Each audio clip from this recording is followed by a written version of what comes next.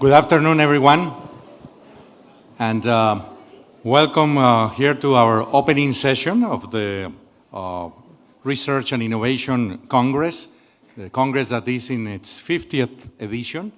And throughout these 50 years, Tecnológico de Monterrey research activities have been evolving to the point where we currently are considered among the 160 in the position 158 in the QS World Ranking of research universities. If we take into account private universities that perform some research activities, Tec de Monterrey will be positioned at number 29. Nevertheless, even though we have advanced over the past years, we still have strong ambitions to continue improving our research activities. And definitely this Congress is a great opportunity for academia, for faculty, for students to exchange ideas and also to try to learn about what's happening around the world. And it's an honor and a great privilege for me to introduce this opening session, where in this session we have the presence of two panelists, two world-renowned panelists, and also a world-renowned moderator. As panelists today, we have Ambassador of Sweden in Mexico, Annika Thunborg. Welcome to Tec de Monterrey. Thank you for being here.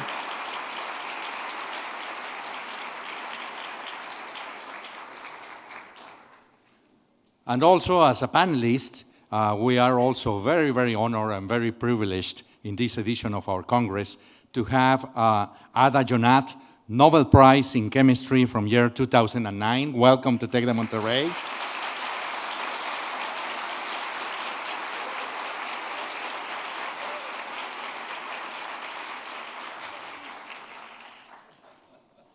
And as moderator, we have Bertil Andersson. Bertil, who has also been a very, very successful researcher and also a successful academic administrator related to many universities around the world. He has been former chairman of the Nobel Committee and the Nobel Commission, and currently a distinguished professor at Tec de Monterrey. Bertil, welcome here once again.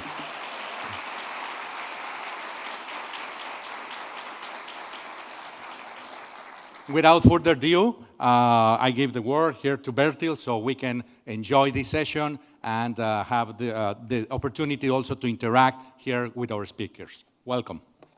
Thank you, Rector. Thank you. No, I lost this, the first thing I did. This is not so good. So hello, everyone. And thank you, Rector. Thank you, David. And it is special. It's really special. And 50 years of these conferences, and we're going to talk about Nobel Prizes and research, and then sort of that is the most special in research you can think about, so I think it's great. And it's also great to see that this is sold out. We could have gotten a lot of money on this, to selling out a whole audience like this. It's absolutely great. So, welcome again, and we're going to have now two distinguished, not extinguished, distinguished speakers, and I will try to help as well.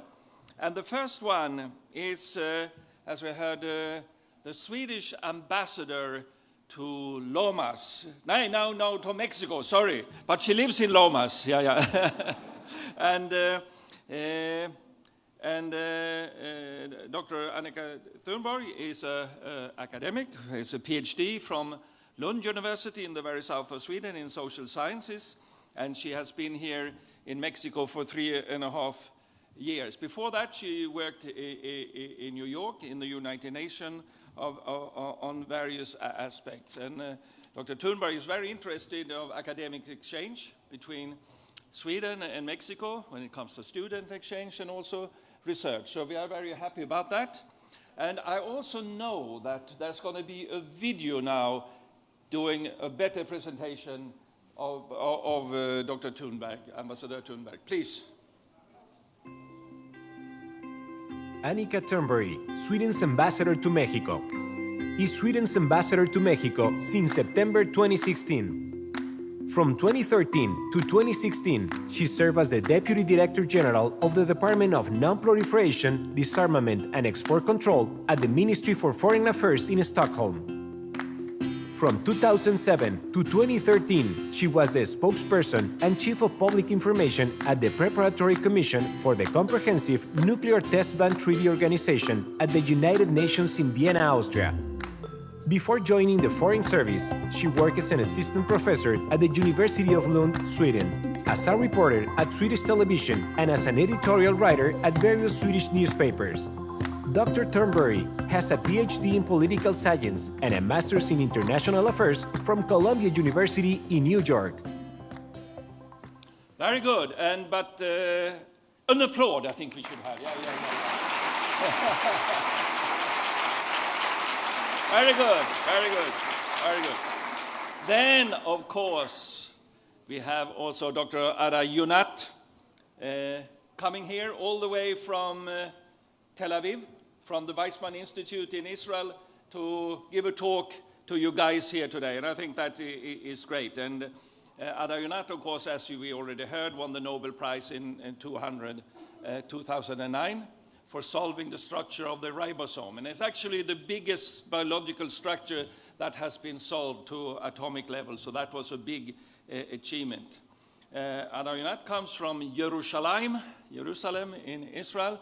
So she's a real Sabra, meaning that you are born in Israel. And she made her PhD at Hebrew University. She made her bachelor and a master at the Hebrew University in Jerusalem. And I know Tech is going to have more and more collaboration with that university, so that's interesting. She made her PhD at the famous Weizmann Institute, also in Israel. And Yonath have, of course, had Israel as her base, but she also worked very internationally in Carnegie Mellon, at MIT, at the Max Planck Institute in Germany, Hamburg, and so on. So we are very privileged to have her.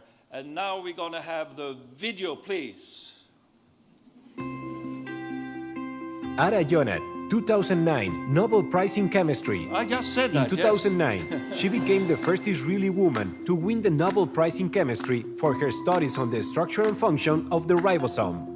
Yonath determined the complete high-resolution structures of both ribosomal subunits and discovered within the otherwise asymmetric ribosome the universal symmetrical region that provides the framework and navigates the process of polypeptide polymerization. 2 decades ago, she visualized the path taken by the nascent proteins, namely the ribosomal tunnel, and recently revealed the dynamics elements enabling its involvement in elongation arrest, gating, intracellular regulation, and nascent chain trafficking into their folding space. She is the director of the Helen and Milton Kimmelman Center for Biomolecular Structure and Assembly of the Weizmann Institute of Science. Very good.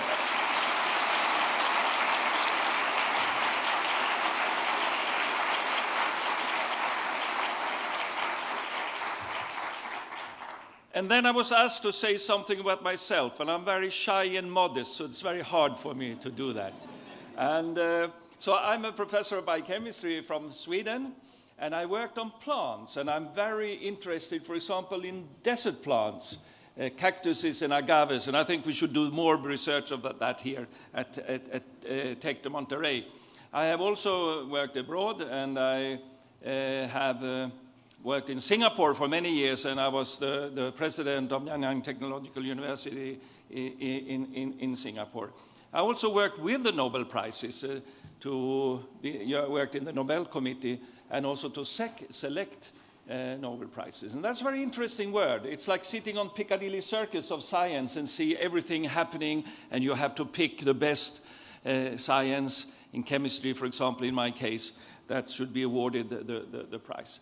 And now, of course, I work at Tec de Monterrey for 2 months a year, and I think that is exciting. And you have a very good university, and you should be proud of that university, because I'm proud to work at Tec de Monterrey. So let's work together, and this is going to be a top, an even better university. So I look forward to that. I cannot imagine there is a video about me. No.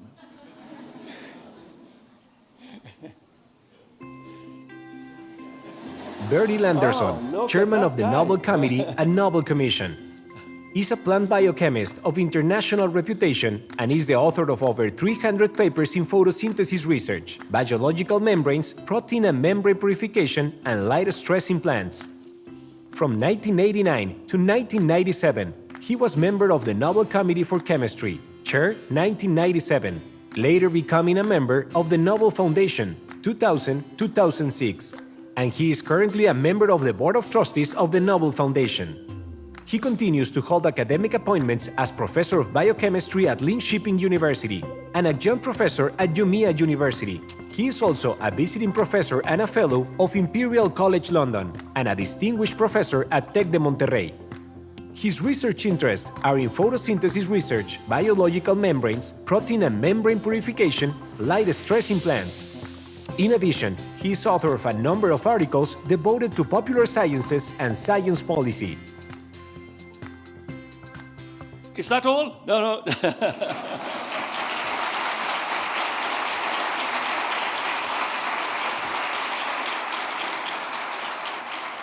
So now, dear, it's my honor and privilege to introduce to you the Swedish ambassador to Mexico, Annika Thunborg. And I have something to say. We have something in common, and that we are both PhDs from Lund University in Sweden that is almost as good as Tec de Monterrey. Please.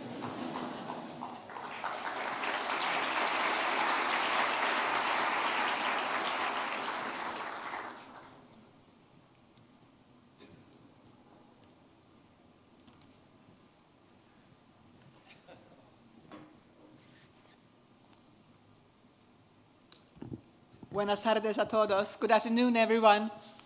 It's a great pleasure for me to be here with you today at the 50th Conference on Research and Development. Many thanks to the Tec de Monterrey for the invitation, and especially to President Salvador Alba, Rector David Garza, and Professor Arturo Molina. It's a great honor for me to share this space with Ada Yonath, Nobel Laureate in Chemistry 2009, and with Professor Bertil Andersson. I will put away this. Ladies and gentlemen, the triple helix has meant a lot for the successful economic development of Sweden. The collaboration between the business and university sectors with the strong political and financial support of the government, and increasingly also with the involvement of civil society, making it a quadruple helix, has been key in fostering innovation, creativity, and entrepreneurship.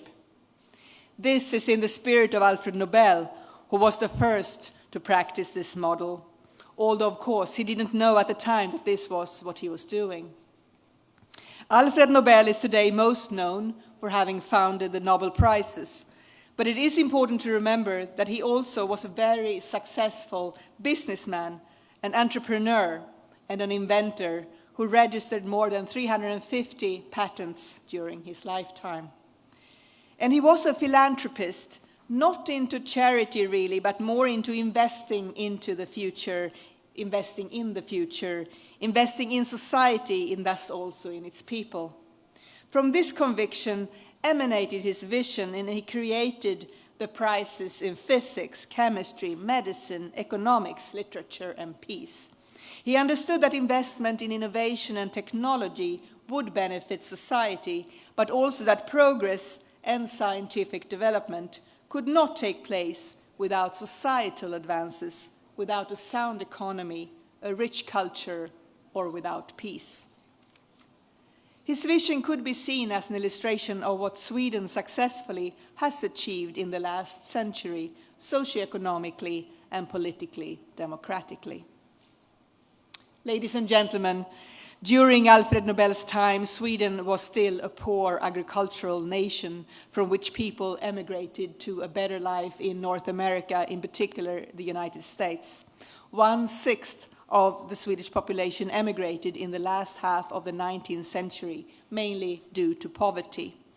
Industrialization and technological advances paired with a culture of innovation started to improve life for the many.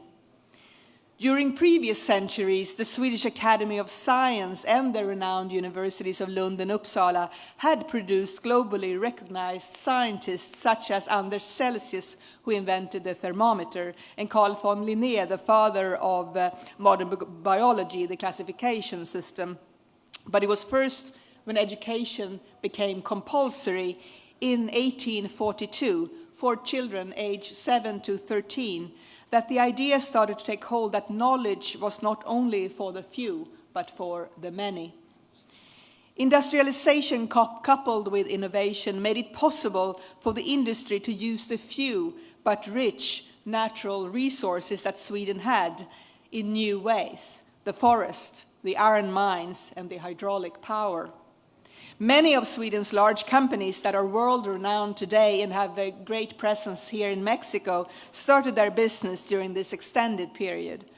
SKF, Sandvik, Alfa Laval, Atlas Copco, Tetra Pak, Essity, Ericsson, Scania, Volvo. Later on, IKEA, which took the furniture industry to a new level through producing design furniture for all. The socioeconomic reforms of the 20th century led to the creation of a welfare state with a high level of social equality, today also gender equality, financed through a progressive taxation system for all citizens.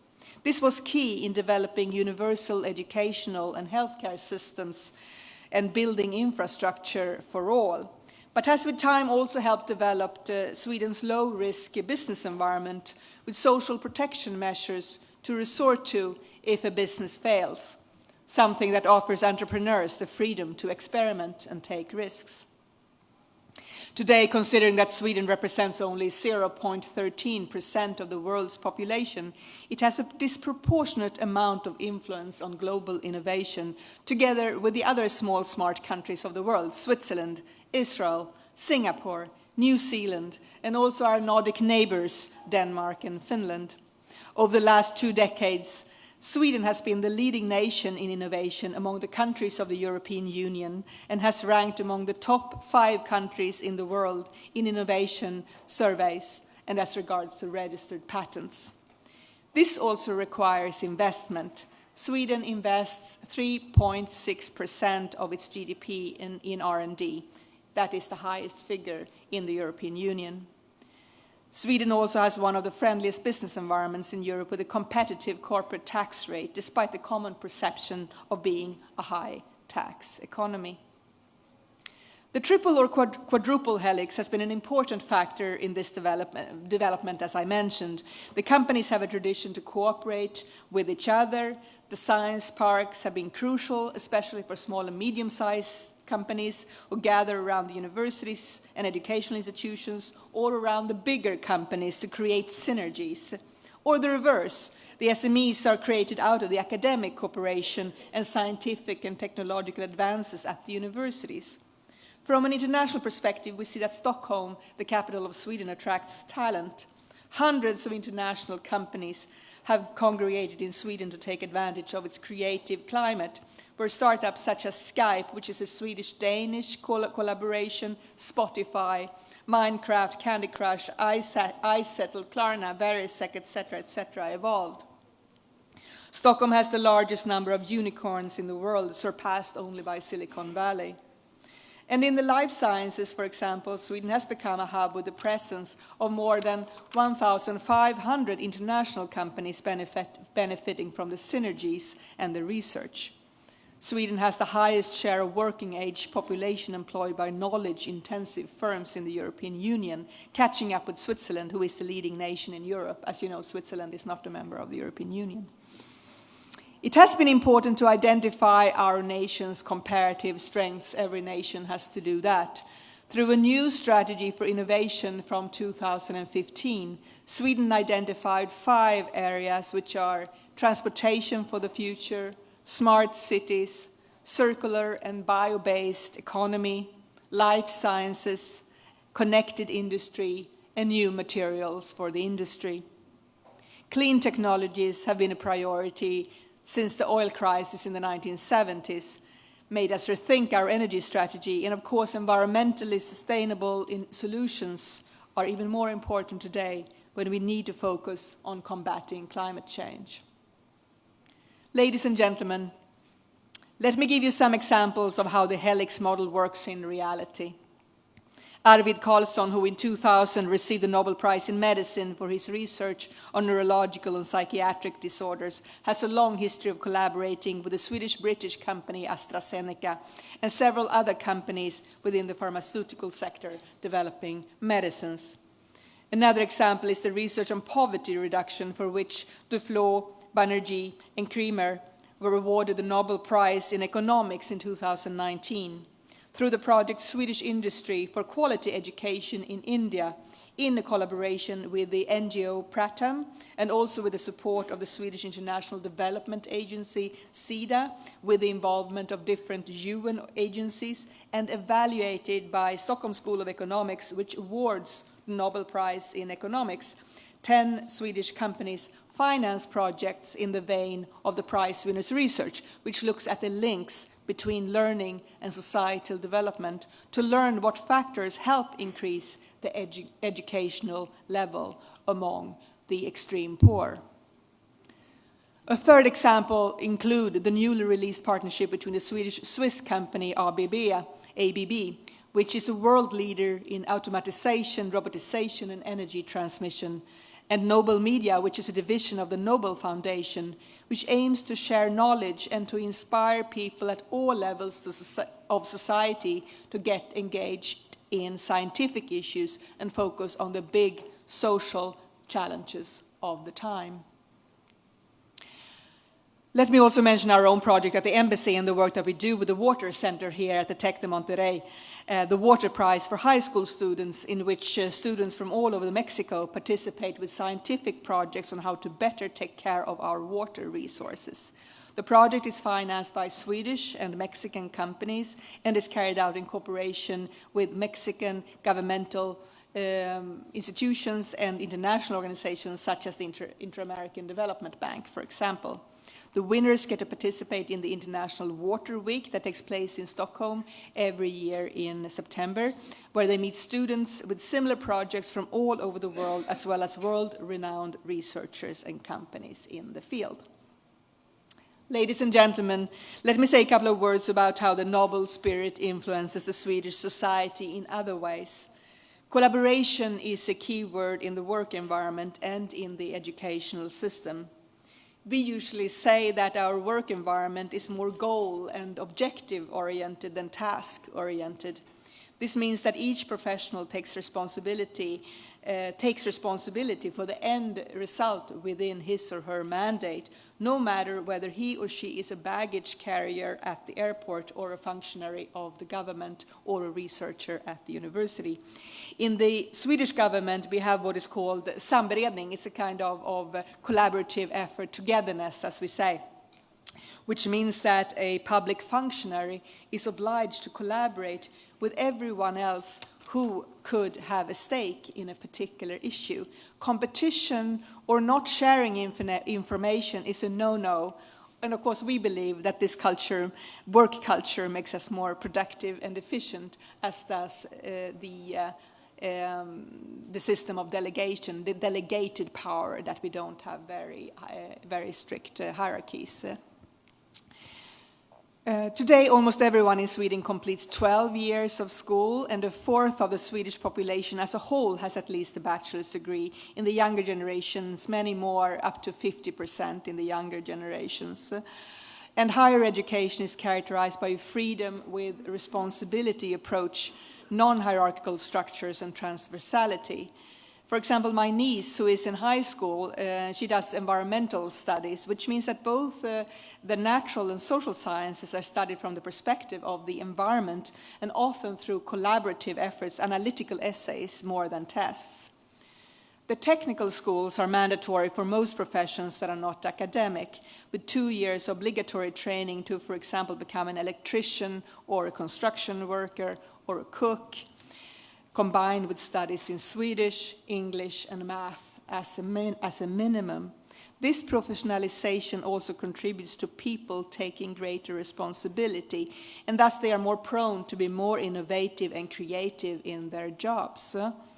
Yes, we have created a society of individualists. There is a backside to this that we debate a lot, but the positive side is that people think independently.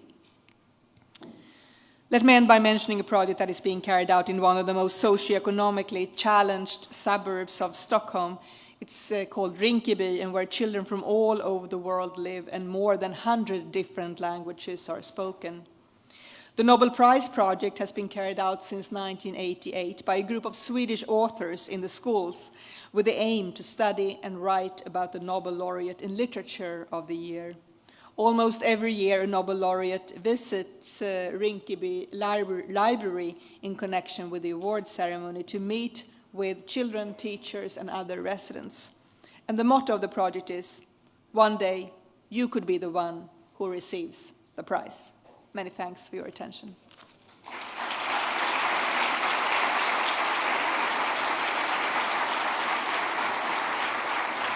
Thank you. Thank you very much. And I think after this speech, I'm sure that every student here wants to go to Sweden for an exchange, right? Yeah.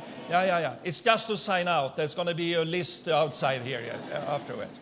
So can I get the slides? So I'm going to tell you a little bit about the Nobel Prize, the history of it and some events and so on.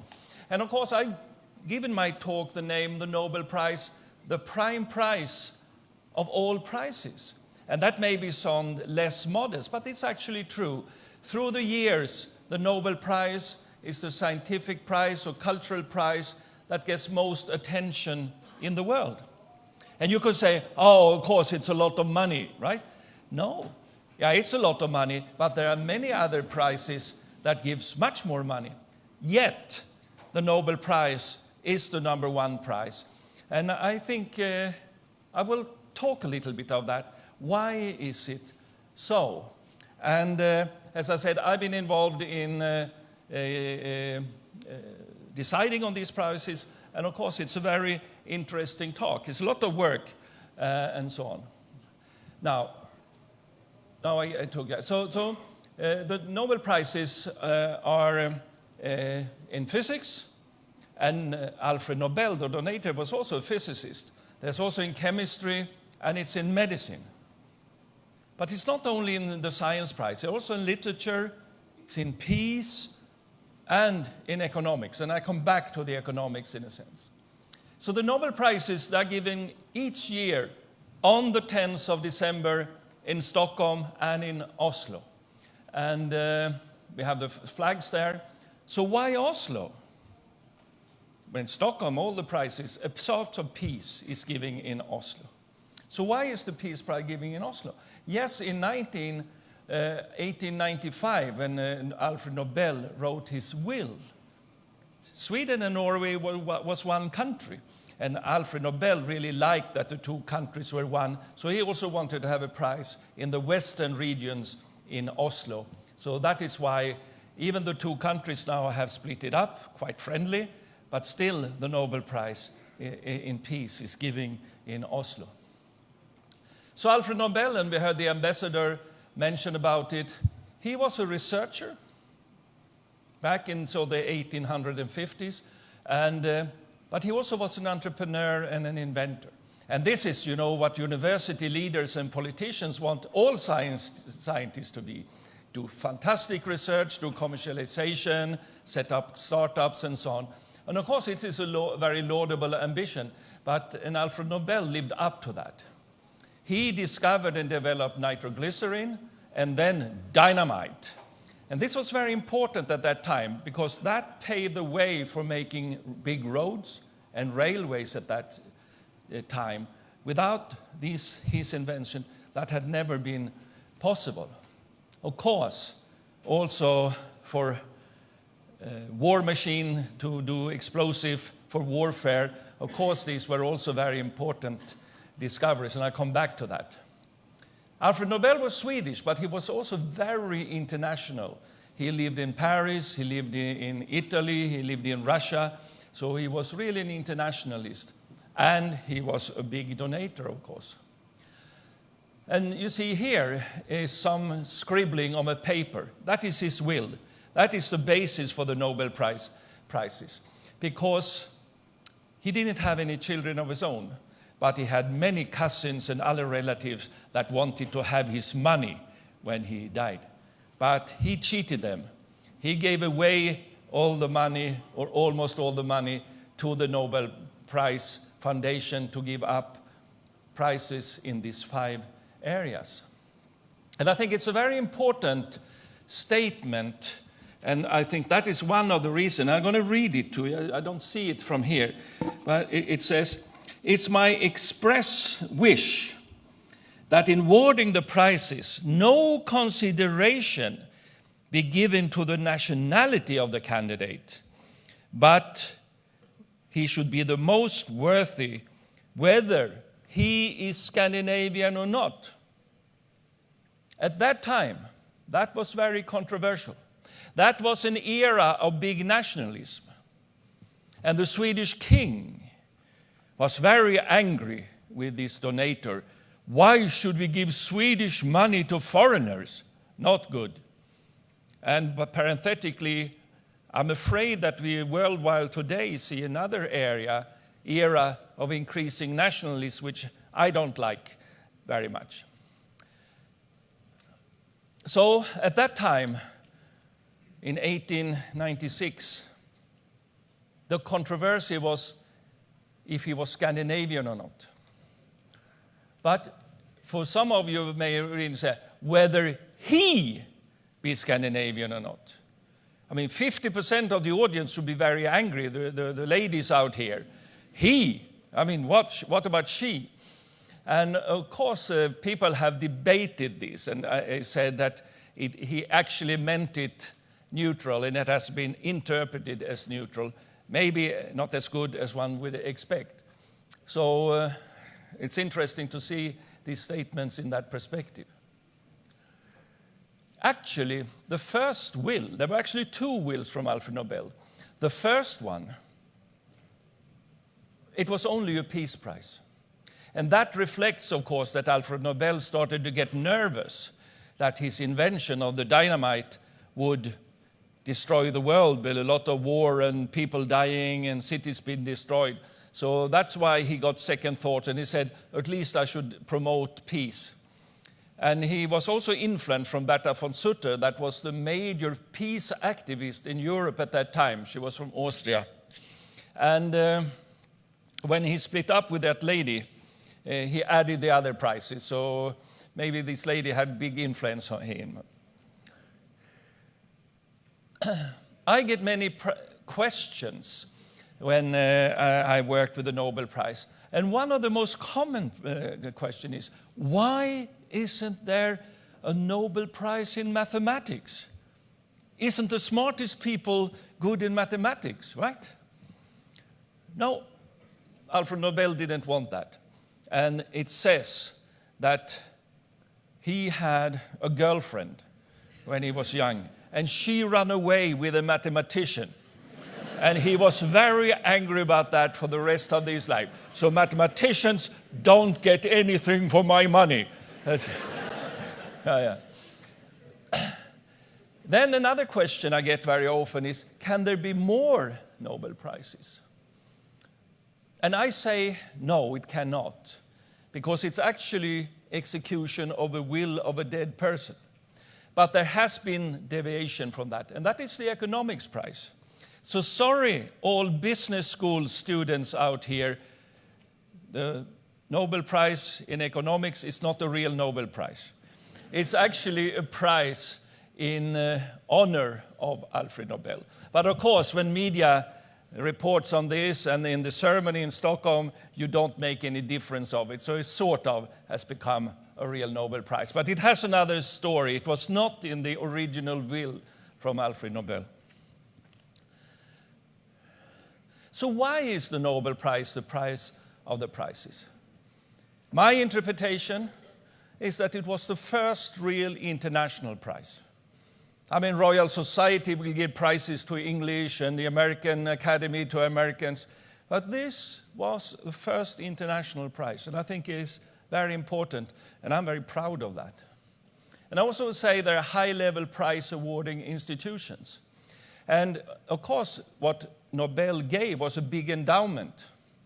And of course, it's return of that endowment that is the basis for the prizes. But only half of the return is going to the laureates, and half is going for the evaluation. Who's going to get it? So Nobel was very careful. If I'm going to do this, I'm going to do it right and very careful.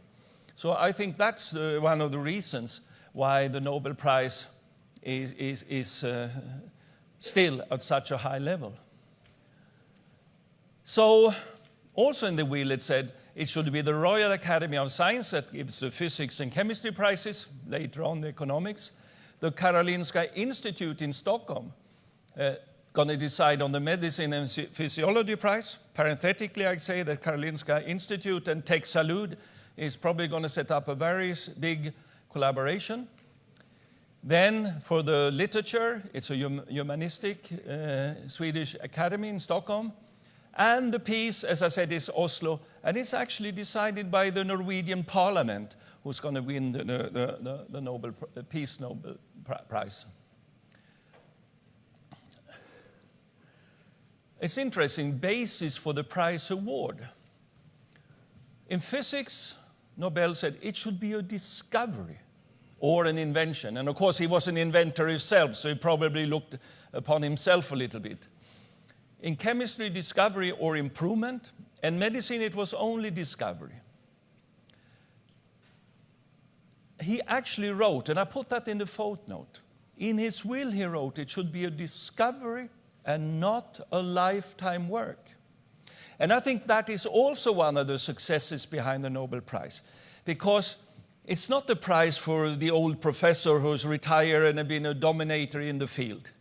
It's actually the person who opened the door, not the people that came after and went through that open door. And I think it's a very important aspect of the Nobel Prize. And when the Nobel Prize is criticized in the press, and that happens, it's many times when the French guy or an American guy, normally guys, who are very angry, I'm the big shot in this field and this other guy got the prize. Because even the big shots may not have done the discovery that opened that field. That was someone else. And these are the people we give the Nobel Prize. Important. How to select prize winners. There's only 3 people that can win the prize together, or can share a Nobel Prize. Some, of course, can win it individually, and there can be 2, 1 + 1 + 2, and so on. The prize sum is high, but maybe not astronomically. It's $1 million. It's okay, right? Yeah. And you cannot get the prize if you are no longer, if you have deceased, you cannot get the prize. So how to select prize winners? It's a very thorough process. It's not a dinner conversation. It's really a thorough process that takes 1 year. So for each area, there's a Nobel Prize committee. And we take in nominations from all over the world. And who can nominate? That's interesting. Previous Nobel Prize winners can nominate. Scandinavian professors in the subject, representatives of selected international centers of excellence, or selected top international scientists. And every year, we get about 400 nominations for Nobel Prize. And then we have to select one. And it should be the right one. So that is quite a lot of work to do. And it starts, the nominations comes in on the 31st of January. And in February to September, we read and read and read. People said to me, oh, Bertil, have you been in the Nobel Committee? It's very glamorous, isn't it? Yes, I said, maybe. But it's a lot of work, you know. There has to be 26 hours a day in order to read all these things, you know. And we have hearings with experts. And everything is very secret. We don't want it to leak out. Many times in other things I hear, oh, Bertil, but the Nobel Prizes, it must be corruptions and all this, or political influence. And I can say, during my time being involved in chemistry, but also to some extent in physics and medicine, I never heard a political argument, only scientific argument. In peace and literature, I rest my case because I don't know so much about it. Yeah. Then we announced the prize in October, and then you give out the prize on the 10th of December.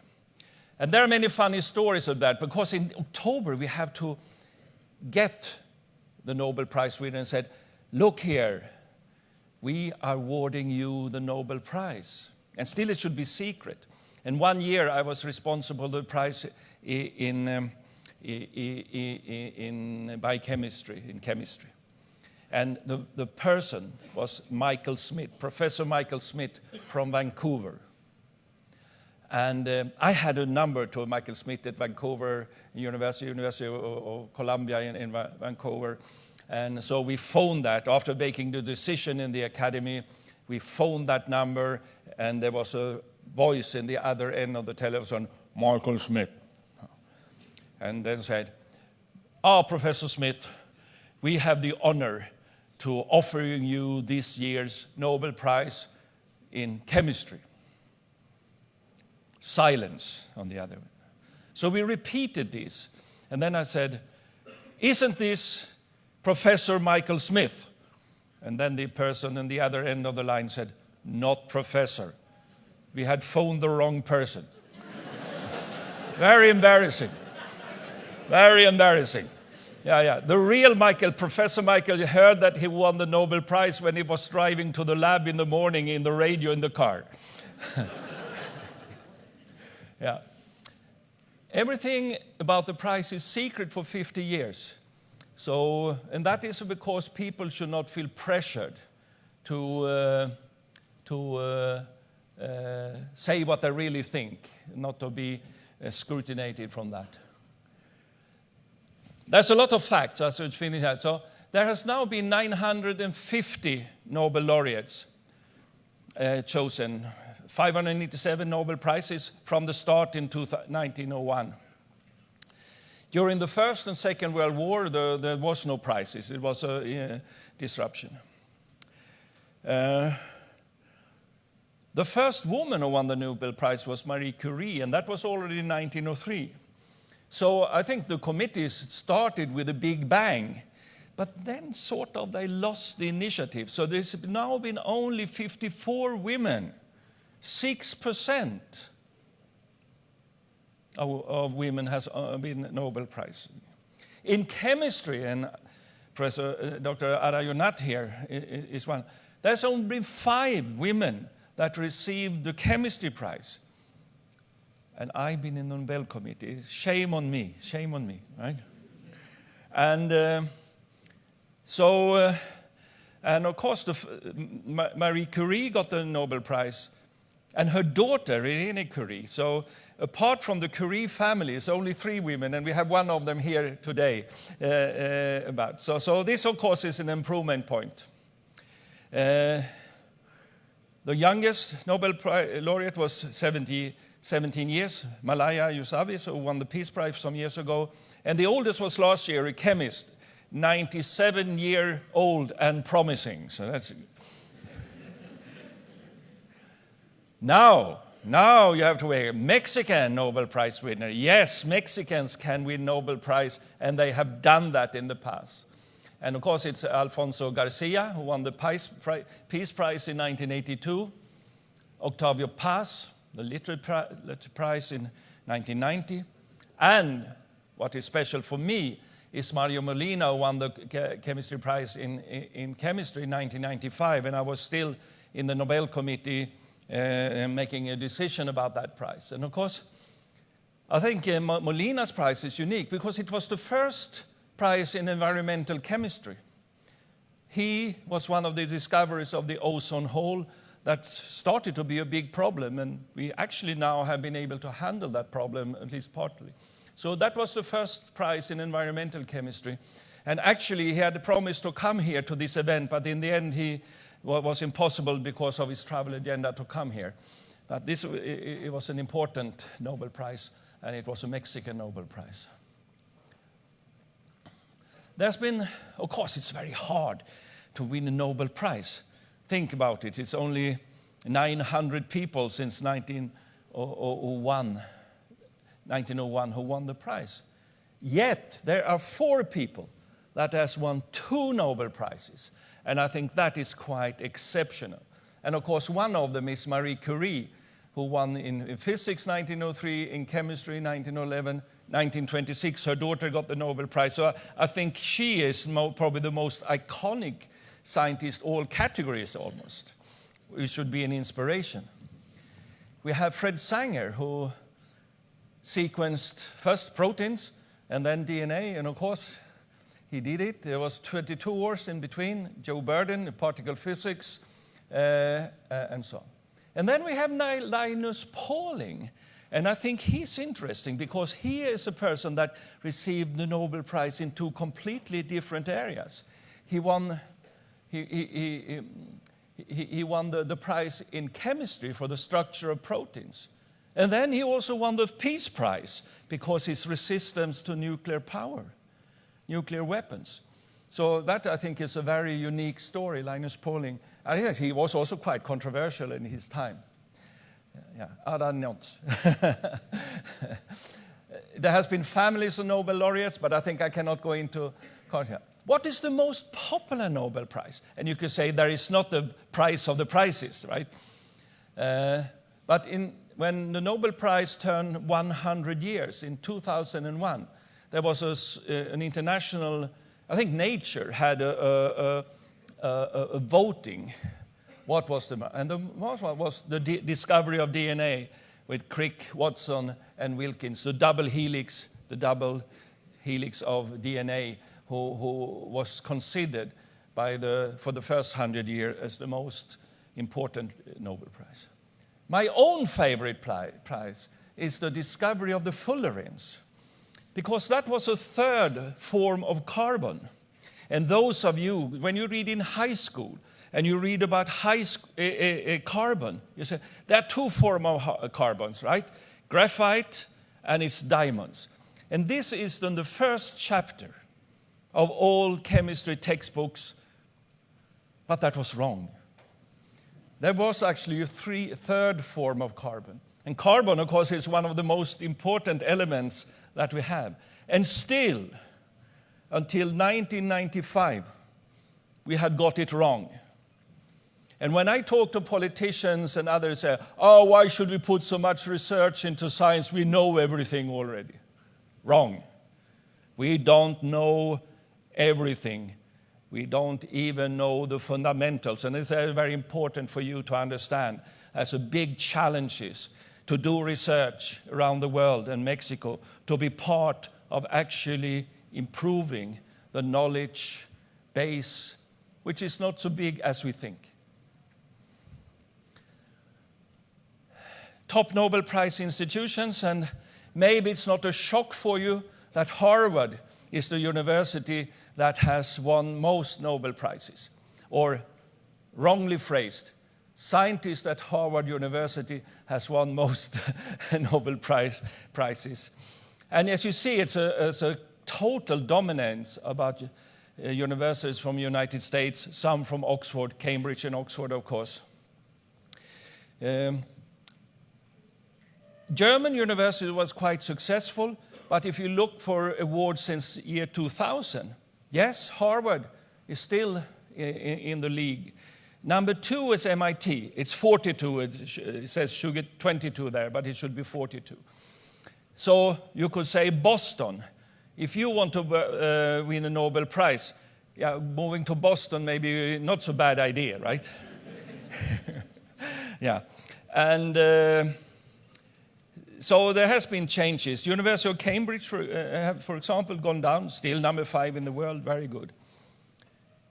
Germany may seem to have to lose, but you should remember that the Max Planck Society, if you didn't talk about university, but your research institutions, Max Planck Society would be in the top 10. So it's hope for Central Europe as well.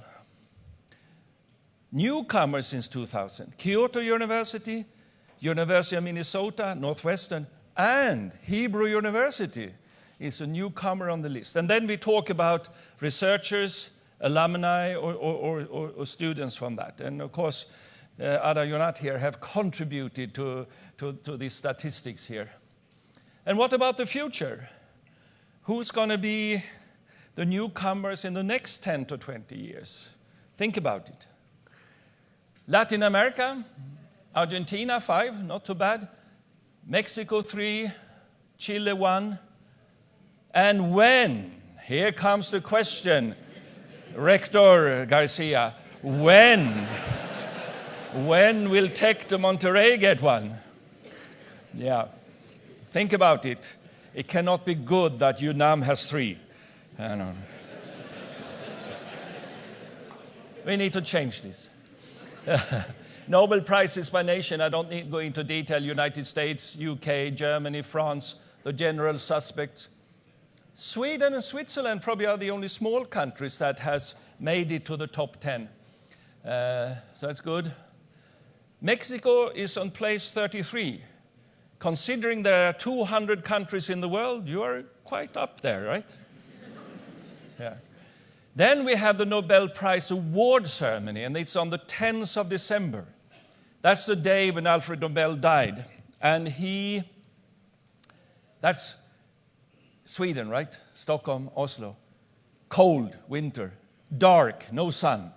But still people come to pick up their medal, you know? Yeah. And the Nobel banquet, the most glamorous party in Europe. You're dressed up in white tails, the ladies in long dresses, a lot of things. And of course the king is there, the queen, the Swedish government, all the academicians and so on.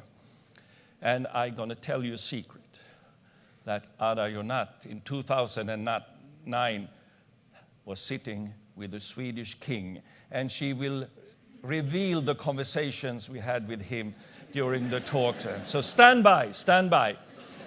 And this is the end of my story. And without further ado, looking at the clock, I thank you for your attention, and I invite Dr. Ada Yonath to give her talk. She has not really told me what the title is, but she's going to do that now, I think. Thank you very much.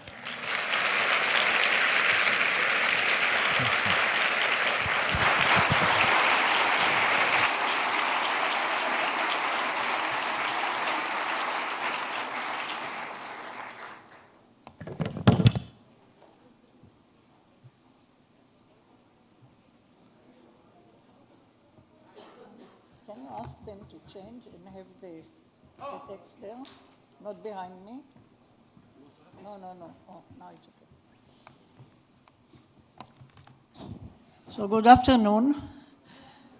I prepared a scientific lecture, but after the talks we heard, now maybe I changed my mind. So maybe at least a few sentences. Bertil told you that the Nobel Prize announcement is a telephone call. I got the telephone call while I was writing the application for funds. And then on the other side, they said, you were selected to get the Nobel Prize in Chemistry this year. Do you agree?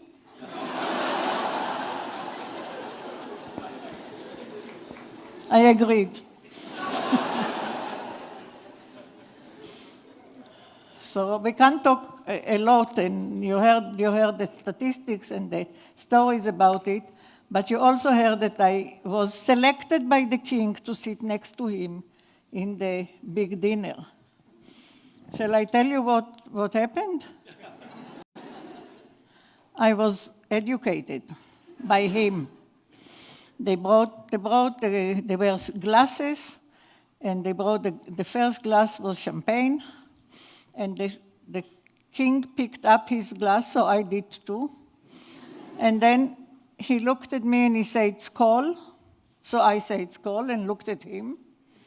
And then he said, "Skål" again, so I said, "Skål" again. And then he drank. And I put my glass on the table because I was so tired, I was afraid that I'll fall asleep if I drink. You know what he said? "When I drink, you drink too." So I was really educated instantaneously.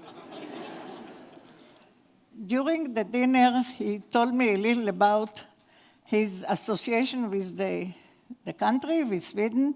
And he said that he has to be friendly with everybody, coalition, the opposition, the chairmen, the mayors. And he tries to be like that. Is it correct? But sometimes, he said, my lips take freedom and they say something that, you know how many scandals I made this way? And the last story from this dinner is about science. All of a sudden, he asked me, is Israel funding basic science enough? Is there enough funds for this? And I said, no. And he said, you know, also in Sweden, we don't have enough funds for basic science. You know what? Let's do something together. It means him, will talk to my prime minister. You see, he's sitting there.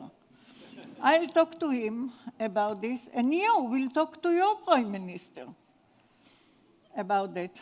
So I said, well, I'll try, because for him to talk to his prime minister seemed to me to be more realistic than for me.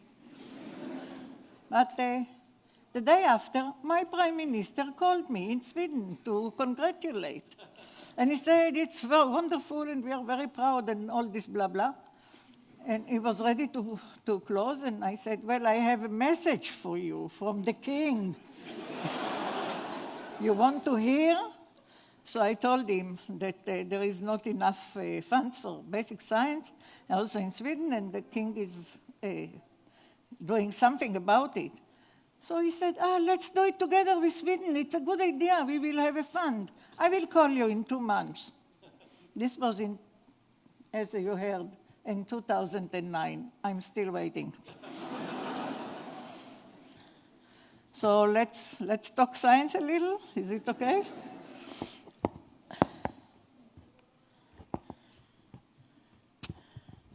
So I want to talk about several things, but I try to make a little title that says it, about novel eco-friendly antibiotics, which is, in my opinion, very important.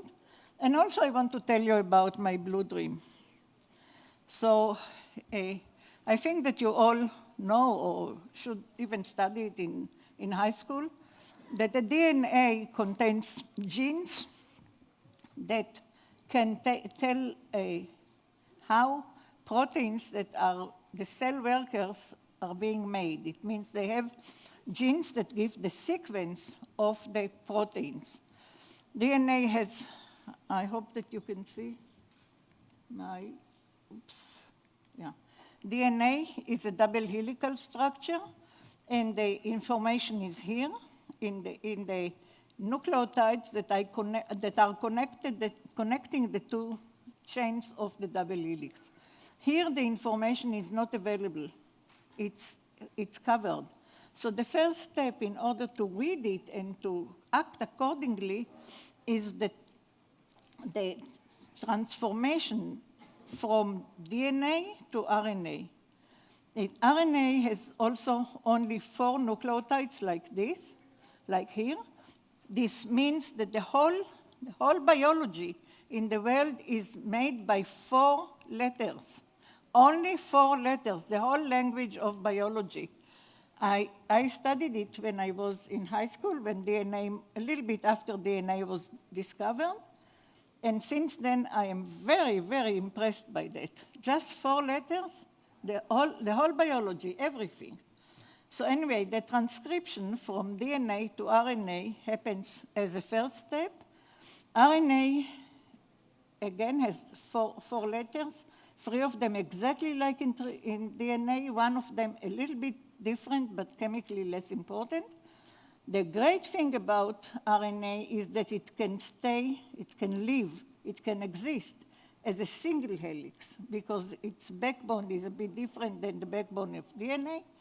And this can be translated to proteins by ribosomes, which are universal particles for translating the genetic information into proteins. There is a huge number of ribosomes, and they function in each living cell, in bacteria, in fish, in flowers, in cockroaches, in trees, in humans, in lions, and so on. Mammalian cells may contain millions of ribosomes, like in the liver, 4 to 5 million ribosomes in one cell. Even bacteria cells contain up to 100,000 ribosomes, 80,000 to 100,000. All ribosomes perform their 2 major functions. It means the decoding and peptide bond formation in the same way, almost identical. These are 2 parts, especially the peptide bond formation region, that essentially didn't change through evolution, for whatever we know about ribosomes. The ribosomes act continuously, and they can form up to 40 peptide bonds. These are the bonds between the amino acids that form the protein. These are here, these bonds. They can form up to 40 peptide bonds in 1 second and hardly make mistakes. Their mistake rate, there is still some disagreement about the mistake rate, but it's between 1 to 500,000 to 1 to 1 million. And if you allow me, I can tell you one story about myself, about my studies. They can form up to 40 bonds. I, as a student, had to form 1 bond, just a single bond. And I was the fastest student in my class, not because I was so clever, but because I was very poor and I had many jobs. And I had to finish with the lab as fast as possible. You know how long it took me to make 1 bond? 6 hours, the fastest. Now, chemistry developed since I was a student, and now it takes 2 hours, but not 40 or up to 40. There are some that make only 10 in a second. So now that we know how the ribosomes are built, we also know how they function. And this was really fantastic, because when I started my studies, I wanted to understand how ribosomes function. And the reason was that I wanted, I had to determine their structure. But I didn't even expect that once I know the structure, within few months, I understand the function. And this was really, really fantastic. Now, have a look. We now think that the ribosomes are like a factory that has two floors. In the top floor, the instructions are given. It means the messenger RNA comes in with the instructions. In the lower floor, the bond is being made. So when there is here a triplet that codes, for instance, for this amino acid, it will come in and get bound to the newly born protein that comes out from the lower floor. The amino acids are also brought on molecules that are called transfer RNA, and if it's a real factory, I drew it as structs, but actually these are the amino acid in here, and they are being connected to the newly born protein. So when they are connected, this track now can come out and join the other empty tracks. The messenger progresses in one code, it means in three nucleotides, comes out, and the whole process needs a little bit of energy, which you can see here. Fantastic, isn't it? So actually, the two floors are describing the ribosomes. Ribosomes are made of two subunits. In the cell, each subunit is separate. They have structures and they are stable, but when they come together, when they start translation, they come together, they make bonds or interactions according to their size, and also through the track, the transfer RNA, that here reads the code, and here is involved in making the bond, the two bonds. All these tRNAs have the same structure in all cells. They are L-shaped molecules, almost exactly the same for all amino acids and for all creatures that are living. They are double helical with an L shape, as I said earlier, and a triplet here, which is the anti-codon, and the cognate amino acid here. In the last bit, that is not double helical, and it has sequence CCA throughout. But that's not the most important thing. So once we got the structures, as I told you, we almost immediately understood the function, and we made movies. We made a clip that will, it starts. With two students of the Art Academy. It starts, So you can see here the messenger RNA reaching the small subunit, the red thing, and there is a blue dot on the other side. This is initiation factor. So when the cell wants protein, it sends to the small subunit initiation factor. This is number 3. In bacteria, there are 3 of them. In human, many more. And now, when the messenger is in place and the initiation factor monitored it can start. So another initiation factor brings the amino acid on tRNA to its position. Now they both leave because everything is fine and the large subunit can join and make a active ribosome. You can see it now from the solvent side. The small subunit is below, the large subunit is on top, and you can see that it brings in proteins not only by the tRNAs, but also the ribosome helps, in, out, 40 times a second. Now we took away the large subunit, so you can see how the decoding happens there, and peptide bond is happening down there. From the whole large subunit, you can see only the tunnel that was mentioned actually in the little video about me before this, because we discovered it when the whole world did not believe in it in the middle of the 80s. But it's there. And now you can see the whole thing again, and the protein that is being made here in the lower part of the ribosome, comes out, folds until there is a codon that says stop, this is the end. So then instead of amino acid come the factor, release factor, recycling factor, this golden thing that comes, and when it goes into the ribosome and release the 2 parts and the protein and all the players of this game, each of them goes and does what it needs. That's all, ladies and gentlemen, that's all. Isn't it fantastic?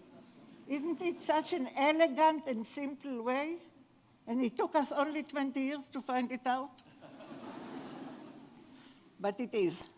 So just to show you that we know the structure, for those of you that are interested, in all detail, I can show here how the small and the large subunit are being made, the small for decoding on the left side.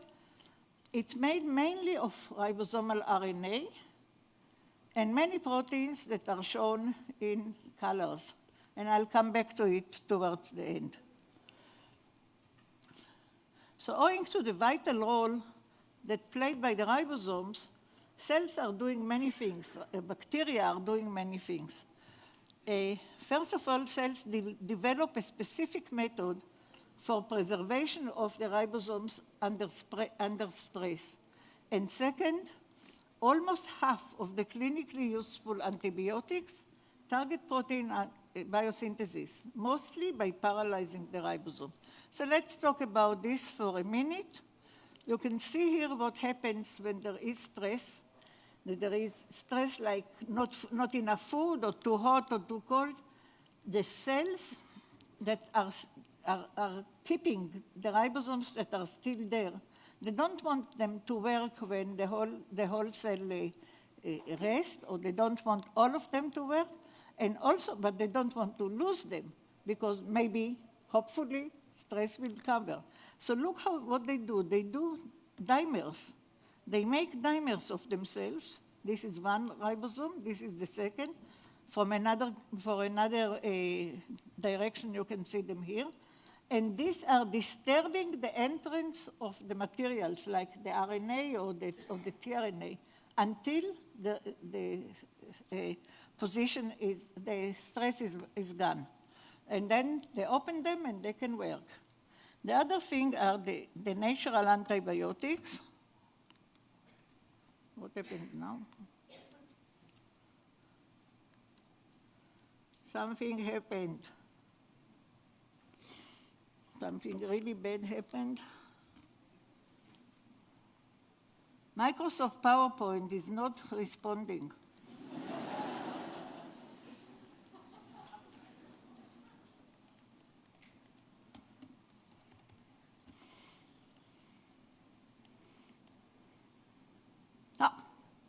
You see, I hit it.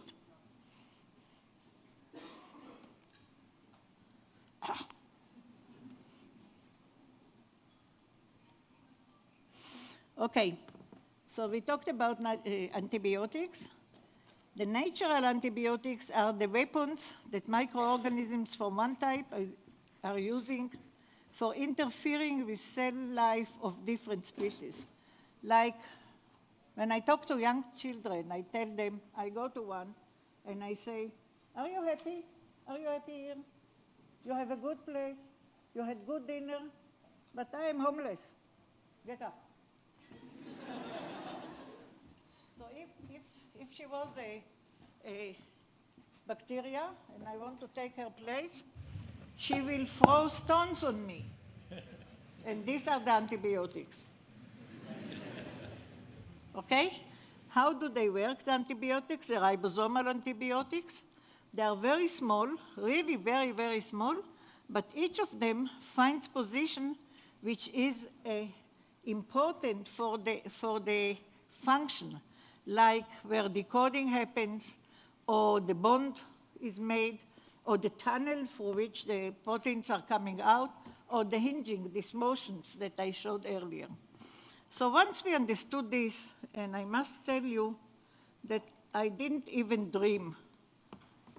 I thought that determining the structure is already a difficult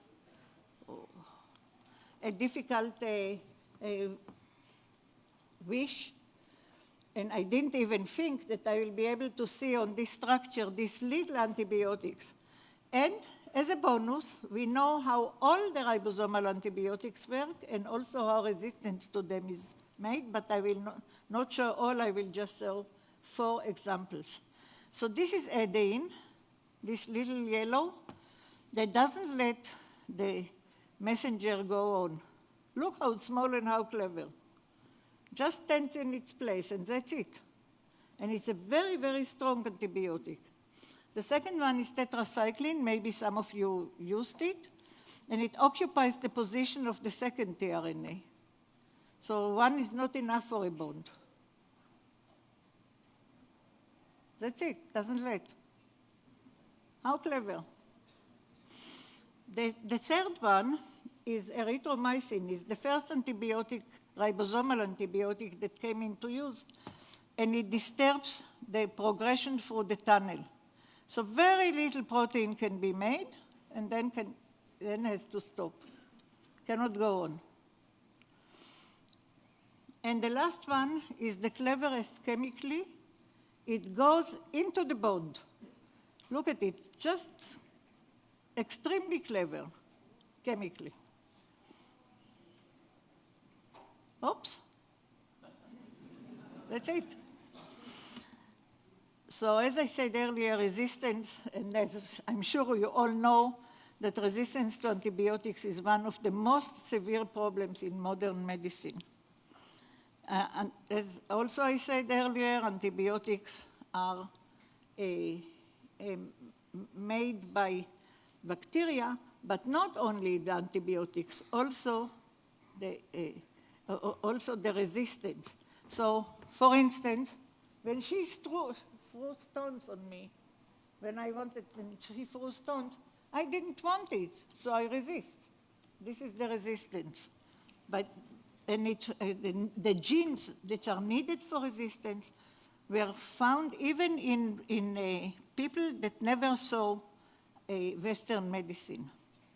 So the increasing appearance of multi-drug resistance, not only one antibiotic, strains that are multi-drug resistance, together with the minimal, actually negligible number of new antibiotics drugs that are presently undergoing development, even by the Swedish companies, they don't want to do it. Or, again. Oh, you see equation, fine. This became a colossal health threat. I'll give you some numbers. In USA, 2 million people fall ill in infectious diseases, all types of bacterial infectious diseases, every year. In Europe, between 2010 and 2014, 33,000 deaths yearly were caused by resistance. And this was alongside with 1.6 billion euros for healthcare and for productivity loss. Although the consumption of specific antibiotic has almost doubled, didn't help. So it seems that we soon will revert back to the pre-antibiotic era, during which diseases caused by parasites or by simple or severe infections, like pneumonia, like normal wounds, were almost untreatable and resulted in frequent deaths. Or, as the World Health Organization said, we are reaching the post-antibiotic era, and consequently, the World Bank estimated that up to 3.8%, now they talk about 4.5%, of the global economy will be lost by 2050 because of resistance to antibiotics. Yet, very few new antibiotics are being developed. I said it a minute ago, and I repeat, and I will give you even a drawing to show it.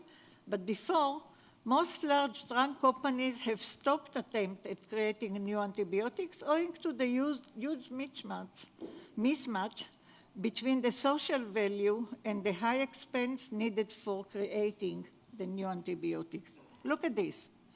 From this side, you can see the increase of drug resistance about 3 pathogens, 3 bad bacteria, and this is the amount of new compounds. Last one in 2007.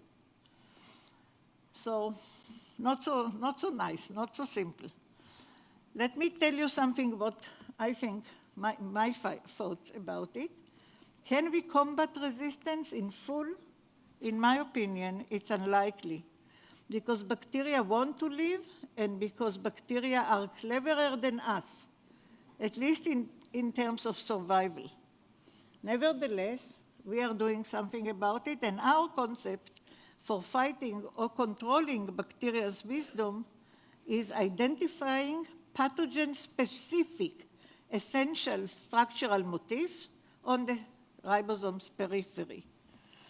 And we also think that instead of using wide-spectrum antibiotics, we better use specific antibiotics in this way, less resistance, less overall resistance will be created. So what do? Our modest contribution toward controlling or hopefully combating antibiotics resistance. We determine the structures of ribosomes from pathogenic bacteria and compare them to ribosomes from harmless bacteria. And we learn many lessons. I'm not going to show you all, but what happened here? But the general lesson, all bacteria ribosomes are similar. Lesson number 1, 2, and 3, I will talk about lesson number 4, because it's beyond expectation and beyond my best expectations, let's call it, that novel antibiotics binding sites. So I want to show it to you if I can. It works. So what you see rotating is the skeleton of the large ribosomal subunit from a harmless bacteria in gray and the pathogen extensions in blue. Very little extensions, but they are there. From the point of view of statistics, the statistics people told us, no way, you won't get anything, because it's less than 8% difference. But if you look at these positions, it's less than 8%, but they have structure and they are available on the surface. So we can look at them. I'm sorry about the computer today. Yeah. We can look at them in detail. Let's focus on this one. Here it is. The neighborhood, the pathogen and the model or the harmless are the same. The same. But this is a little extension that has a structure of its own, and it's not very long, but it's not very small. It's available in our opinion. It's available for being a potential binding site. So in a model system, we identified 25 new potential unique sites, and we blocked them chemically one by one. 16 of them inhibited protein biosynthesis. 9 were no good for it, but 16 were. And these sites are available now for new antibiotics. This means that, so let's go to lesson number 5. And if we talk about new antibiotics, we can talk about selectivity and similarity. You know about the microbiome, which is the zillions of bacteria that are harmless. They are residing in floral of semi-exposed mammalian organs like guts, ears, lungs, and skin, and they are extremely useful. And changing their composition can lead to bad diseases. So what we can do is making antibiotics that will not harm the microbiome. Lesson number 6, environmental and ecological considerations. So almost all the antibiotics, the ribosomal antibiotics that are useful today are extensions of pieces that are not digestible. And they are also not degradable. So when the non-digestible, sometimes toxic, that are also non-degradable, are getting into the environment, they can penetrate agricultural irrigation systems because they are so small that the filtration doesn't even catch them. And this way, they come back to us and increase the resistance. So when we design the new antibiotics in this potential binding site, we can take care of this and make them either digestible, degradable, is even better, or in other ways chemically controlled by us. We can prepare them so they can be optimized in terms of chemical properties, antibiotics action, and degradability. And actually what we got until now, what the 9 good ones became useful until now is by using normal biological systems. So in summary, the new insights obtained by the high-resolution structures of the ribosomes of genuine pathogen provide unique chemical tools for suggesting novel sites, I showed you, for suggesting how to improve the clinical performance known today. I didn't show, but I can tell you that a company in Vienna could improve one of the useful antibiotics today by a factor of 25, fantastic, and for better distinction between pathogen and useful bacteria. So we talk about pathogen-specific antibiotics. It means design of antibiotic strikes specific for each and every pathogen, like the personalized medicine, but on pathogens. And this is our dream for now. So in short, our structural-based species-specific antibiotics designed aimed at minimizing widespread. We are not sure that we can kill all, but we are minimizing them. So before I finish, I want to tell you about a study that we are running now.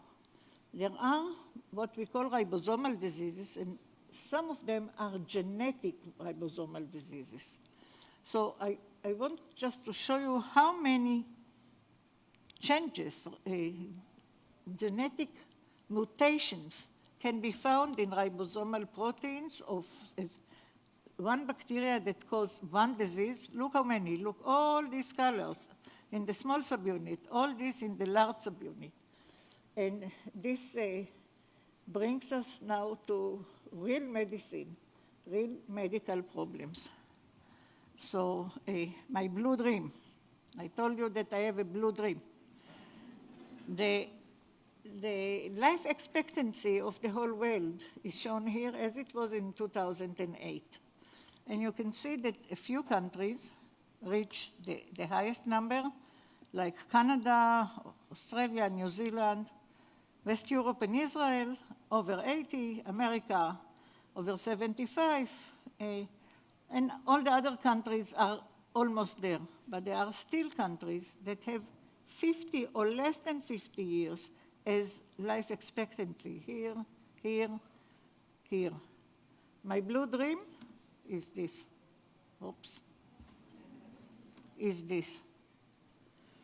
And for materializing my blue dream and for maintaining the elderly population healthy, many, namely the profit-making slide of the pharma companies, they must become seriously involved in advancing antibiotics as soon as possible.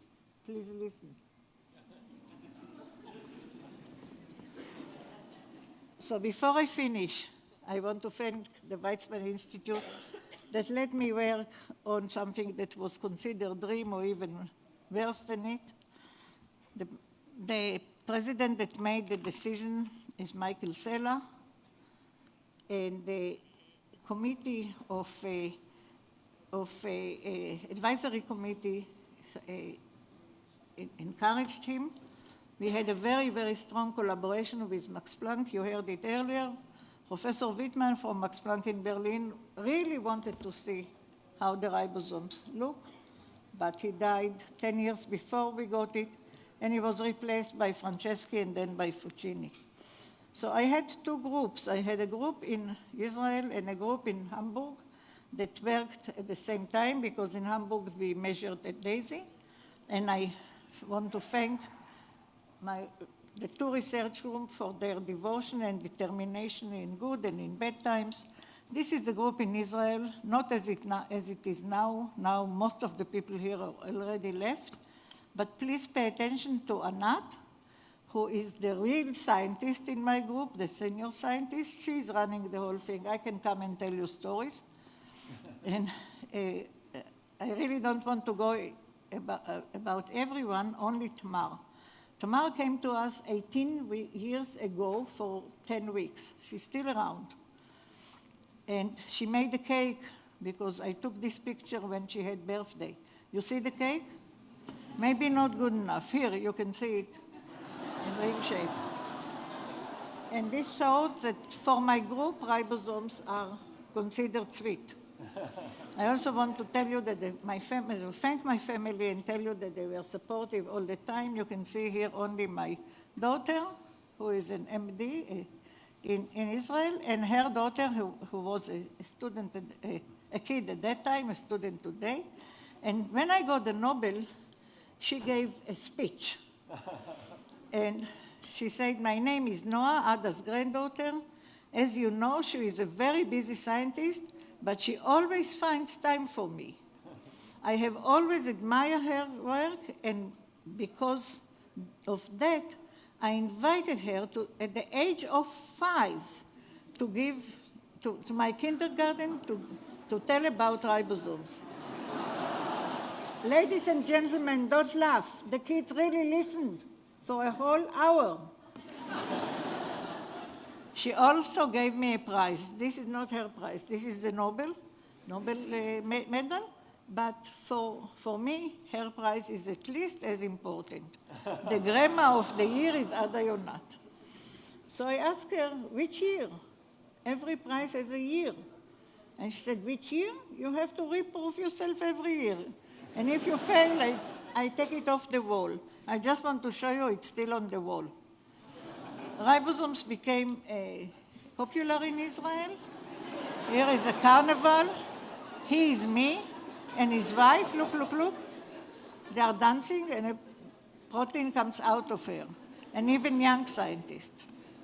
And I also got a fantastic present from one of our most beloved artists, Michel Kishka. He made small subunit, large subunit, a small subunit, large subunit, again large, small and small. And you see here the yellow, here and here and here and here. This is where he thinks new antibiotics should be designed. Thank you.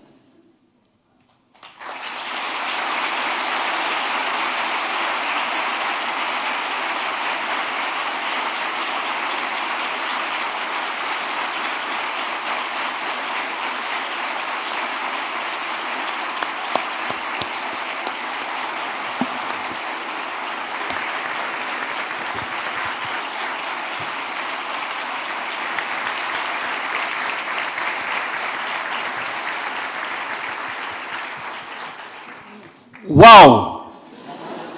Thank you, Ada. This is absolutely excellent. And I think it's a really exciting story, and it's a true story, of course, and how and crystallizing and solving the structure of ribosome was seen as almost impossible, and that Ada Yonath was crazy just to try to do it, you know. But you see, perseverance pays off. And I think it illustrates also something else that another Nobel Prize winner told me once, because what Ada did in the beginning was really blue sky research. No investor would put money into that, but still it was important to do this blue sky research, which now is very important for pharma development. And there was a Nobel Prize winner, which I know, Sir George Porter, who told me, he was an English lord, and he said, you know, Bertil, there's only two kinds of research. It's applied research and not yet applied research. And I think that is a good illustration for your research, how one should look upon research. And that's why I encourage now Tech de Monterrey to really go into doing research, not just because doing research, but actually it pays off in the long run. And I think that's important for Tech de Monterrey and for Mexico. Very good. I think one more applaud, right? Okay.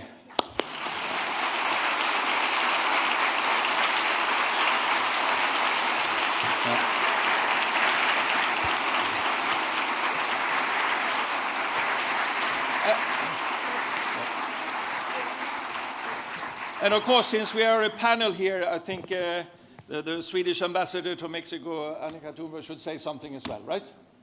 You have a question Yes. or a comment? Yes, just a comment. Thanks so much, Ada, for a incredibly interesting presentation. Thanks a lot. Very inspiring also for me, not being a scientist. Just on antibiotic resistance, this is I totally agree. This is actually something also which is extremely important from a government point of view, and here is where it comes in, where it's important not only to have a strong private sector with a strong connection to the academic sector, but also a strong public sector that actually also regulates the private sector. Antibiotic resistance is a large program that we have in Sweden as well. So every time I participate in any event with the World Health Organization or with Swedish companies, often a combination, we talk about this. And one thing that is extremely important is to regulate the medical culture in any country. For example, that the medical doctors and in the hospitals, that they don't prescribe antibiotics when it's not needed. This is unfortunately a huge trend in many countries, that antibiotics are prescribed automatically and without, just because it is easy to prescribe antibiotics. And I've seen that a lot here in Mexico, for example. So that is an important trend to counteract at all levels. But again, the triple helix or the quadruple helix model is extremely important here as well, to have a public sector that regulates the use and and also invest in research of this kind. If the companies don't see it as profitable, then it is also up to the government, the public sector, to invest in such projects. Thanks. So about 5 years ago, the European Community and the World Health Association, and later the G20 and the G7, and Germany and Japan and the United States decided to support research on resistance to antibiotics. And there is even a fund. And they even took our slide for, as part of their poster. So there is more money, more possibilities to do research on antibiotic resistance. But no company decided to take over to produce, and there are many suggestions now. And no government was able to convince any company. So it's not your own fault, but this is the decision of more or less the decision of the world. And in my opinion, it's a very stupid way to look at human life. You see, most of the income of the companies come from the very, very expensive therapeutics, like against cancer or Alzheimer and so on, and for the cocktail that elderly people take for controlling their blood pressure or diabetics or whatever. These guys will die young if there are no antibiotics that are functional from any little infection. And then the companies will lose these people, the income. And when I tell it to the companies, they say, you're right, but they hate me for this. And if any of you is thinking about what humans need, antibiotics resistance is something to work on. Thank you.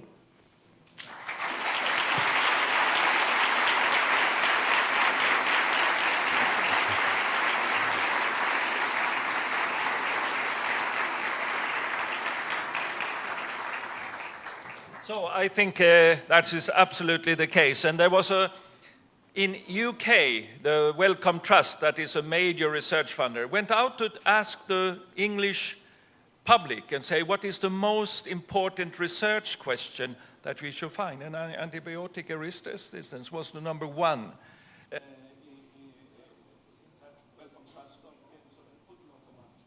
now it's time to have questions from the audience to Ada Yonath or to the ambassador. I'm too shy to answer questions. Okay. How are you doing? You must have some questions out here in this audience. Okay, I know it's always hard to get the first question, so let's jump immediately to the second question, please. Yes, good.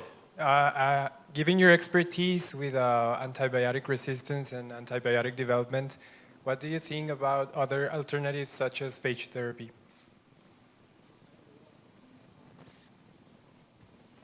Anything that works is okay. I don't know the other types of therapies, but if you know somebody that does it, go ahead.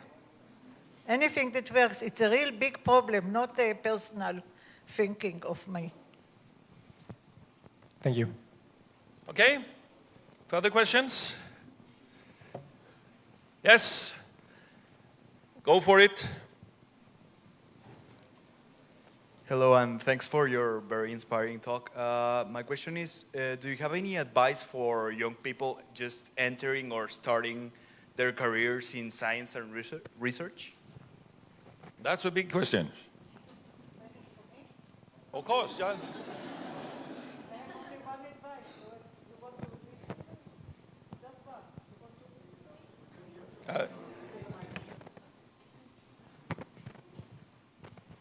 I have only one advice, and this is, don't look for advices. Do what you think and you feel is what you want to do. There's a Swedish pop song.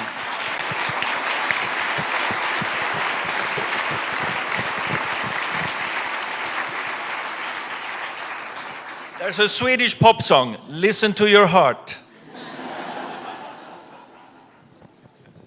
Don't look for advices, because advices are based on the events or on the history of the person that you ask. You cannot be the same.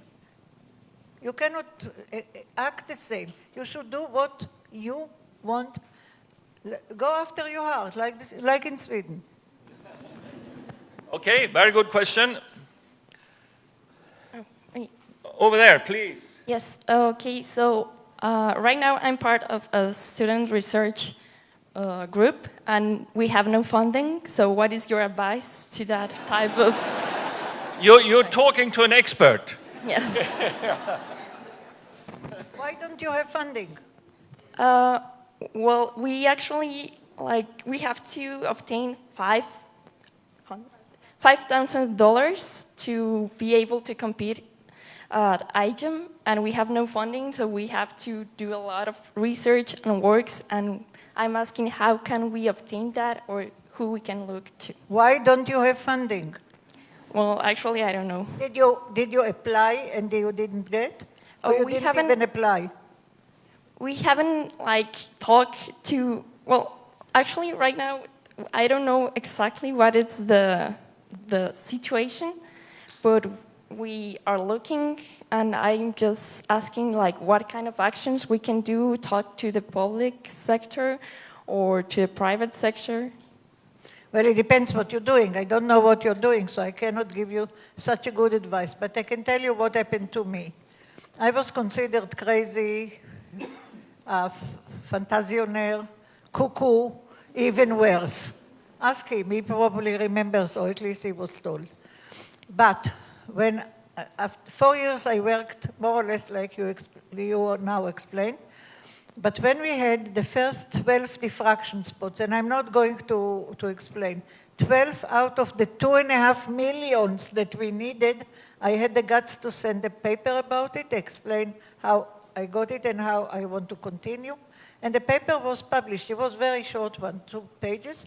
And the National Institute of Health, NIH, decided to fund our research in Israel, the American ones, based on these 12 spots. So maybe, as I think about it now, and probably then too, this was the jumping point, the dramatic proof from zero to something, not to the end, but to something.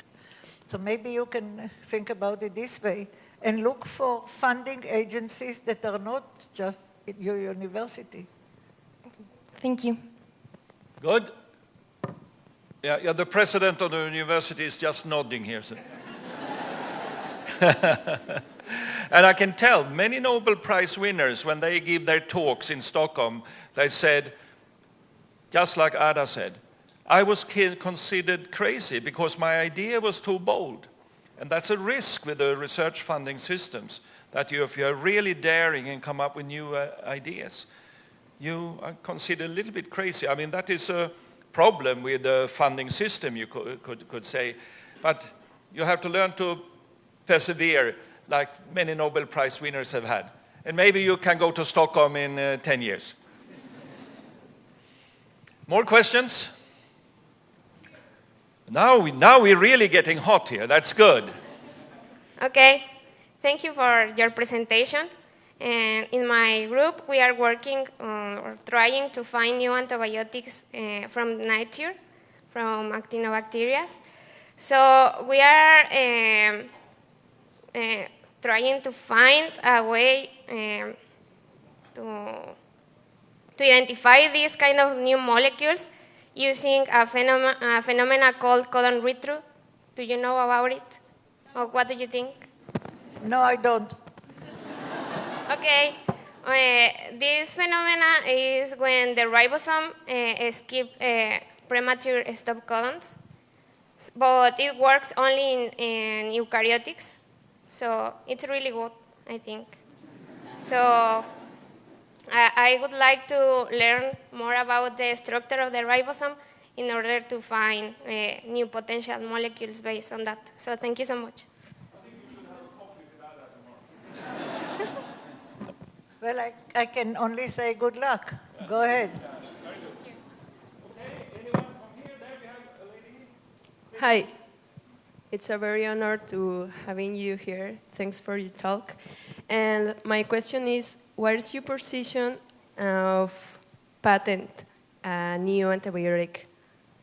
Because I know that humanity really needs new antibiotics, but what is your position about the patents? We are still not in a patent. We have the design, but we didn't go on without having a company that wants to continue. Actually, it's not correct. We have a patent for one of them, but not for the new ones, the ones that I described today. We have from before then. Okay, we have 3 more questions, and they should be good. Hands up. Yeah, straight in there. Yeah. Okay, go for it. Mike. I recently read a paper where AI was able to identify the exact therapy for a certain disease.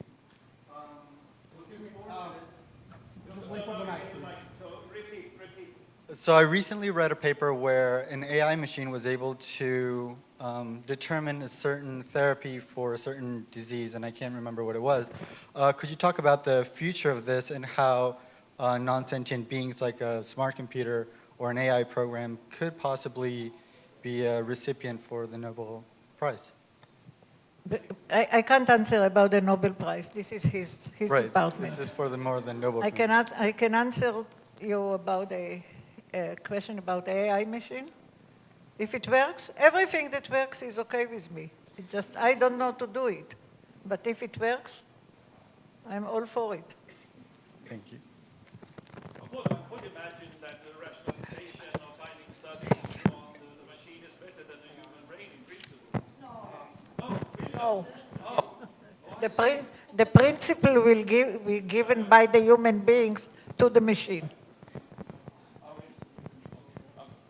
Okay, good. We have two more questions. Can I look out for the... Oh, in the corner there. I think that's a good one. Please, Mike, run. Actually, well, okay, well, yeah. So this is probably a really cliche question, But as a woman in science and one who has achieved such a high position in the historic, the history of science, what is something you see in women who have achieved this position, or the few women who have won Nobel Prizes? What's something you see in common? What's something we can aspire to? I can't answer you about the others. The last one in chemistry before me was 46 years before me. It means I met her when she was younger, but not after the prize. And I can't tell you about other women. I can maybe tell you about myself a little. I loved science, I loved my family, and I couldn't care less for any gender comment. Maybe it helps.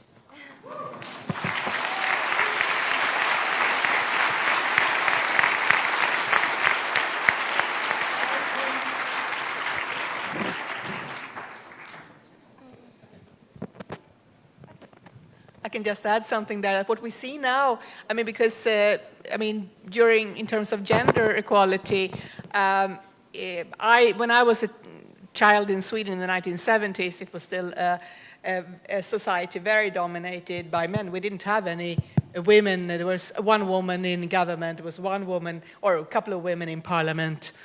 My father worked all the time, and my mother was a housewife, which was very typical during my childhood. This has changed completely during my lifetime, and of course it has changed in a lot of societies, and to a large extent just through a step-by-step policy in the case of Sweden, for example, with reforms that were put in place, and then the responsibility of men. What we have seen in Sweden is that when men started to take more responsibility at home, that actually made it much more possible for women also to take play a much bigger role in their professional lives. And so that is, and today in my generation, for example, among the diplomats, we have never used quota in Sweden. Norway does, for example, so we have different traditions. But in the Foreign Service, we are now 50-50 among the ambassadors, 50-50 at every level, and without a quota system. And the main, and that has happened very much because also the men of my generation, all my male colleagues, all my male ambassadors have actually stayed at home with their children 6 months for each child. We have a very generous paternal leave, but the fathers have stayed at home with their children while their wives have been working. And that has created a much more equal society in general. So that, I think, is in general in every society, no matter whether it's science or in business life or in the NGO sector or in government or whatever it is. What we see also is that there are a lot of interesting books being written now about women scientists or women in all kinds of fields of life that were forgotten throughout history. I mean, incredible stories about, for example, women scientists who did extremely well 200 years ago, 100 years ago, but we never knew about them. So that's an interesting part of research as well that are coming. That are becoming known for the first time. Thanks. Thank you, Ambassador.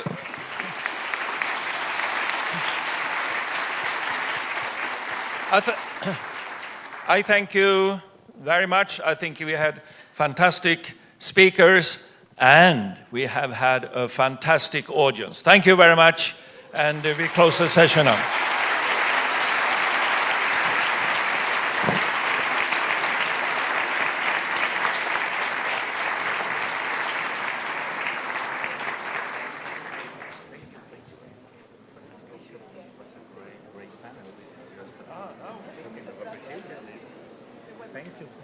Very inspiring talk.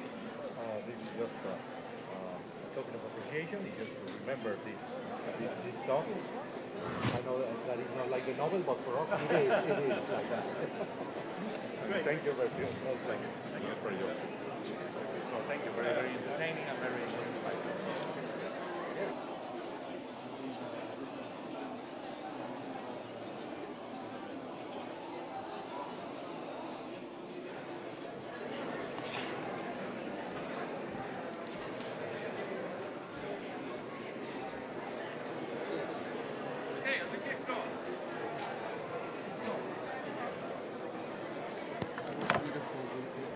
Students really love it. I'm Rodolfo Rubio. I'm the Vice President for Marketing and Communications for TED. You and I have a chat tomorrow for my podcast. Good. So I wanted to meet you so that we don't meet tomorrow, but we meet today.